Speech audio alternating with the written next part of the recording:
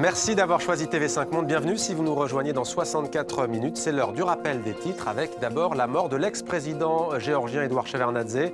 Il restera comme l'un des grands artisans de la fin de la guerre froide et de la transition soviétique, de la perestroïka. Il avait 86 ans. En Ukraine, après la prise de Slaviansk et Kramatorsk, l'armée se tourne désormais vers Donetsk. Cette ville de l'est du pays, bastion des séparatistes pro-russes, a été bombardée ces dernières heures. Un pont ferroviaire a été détruit. Et puis le pape François dénonce la complicité d'une partie du clergé dans les scandales pédophiles que connaît l'Église catholique. Complicité qui n'a pas d'explication selon le souverain pontife qui recevait pour la toute première fois au Vatican 6 victimes de prêtres pédophiles. Nous sommes ensemble depuis un peu plus de 60 minutes. Vous avez manqué l'essentiel de votre grande édition. Voici l'essentiel de 64 minutes préparé par Emmanuel Godard et Aurore Marty. Eduard Shevardnadze est mort à l'âge de 86 ans. Appelé par Mikhaïl Gorbatchev à la tête de la diplomatie soviétique, c'est lui qui vend la perestroïka de capitale en capitale. Le rapprochement Est-Ouest sera son leitmotiv et son heure de gloire.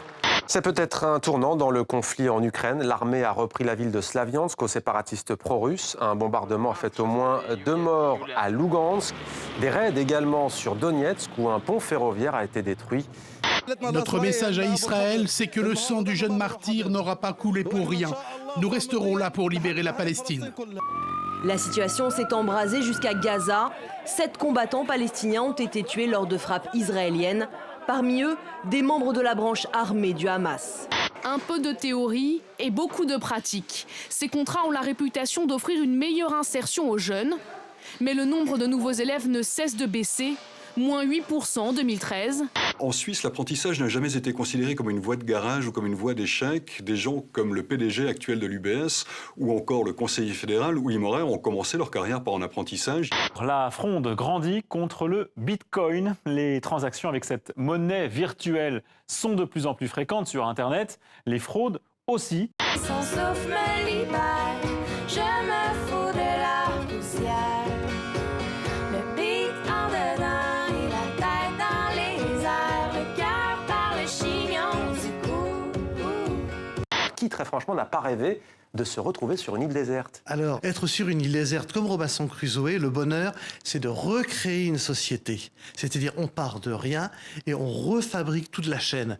Et ça, c'est absolument magique pour qui réussit à le faire, parce qu'on découvre du coup les vraies priorités. Elle veut profiter de la vie comme le font les hommes.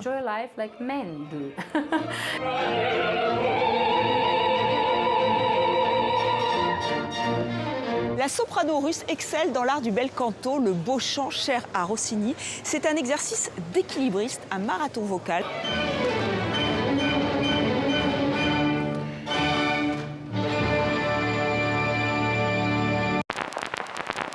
Et comme tous les jours, une pensée pour tous les otages dans le monde, parmi eux les jeunes filles et les jeunes garçons enlevés au Nigeria, ainsi que le dernier ressortissant français détenu au Sahel.